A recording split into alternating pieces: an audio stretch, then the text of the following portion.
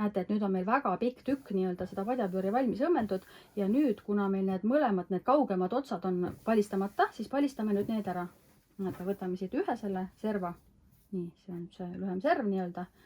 Paneme ka pahempidi, niiviisi, et parem pool jääb allapoole ja kõige tavalisem palistus. Et palistamise jaoks siis ma lihtsalt pööran umbes sentimeetri ära, ja ühe korra veel pööran 1 sentimeetri ära. Niiviisi. Ja siis palistame ära.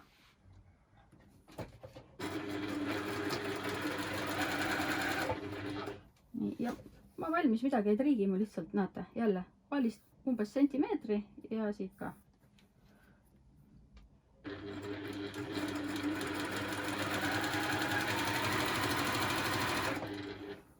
Nii, natuke veel ja ongi üks serv valmis.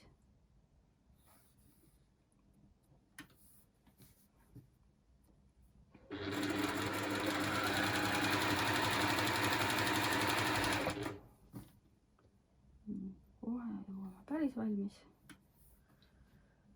Et kes ei julge niimoodi kohe otse palistada, siis võib enda jaoks ära pressida triikrauaga.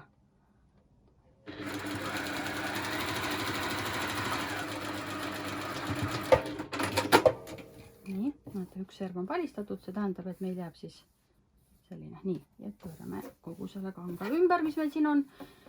Ja siis see teine kõige kaugem serv, täpselt samamoodi.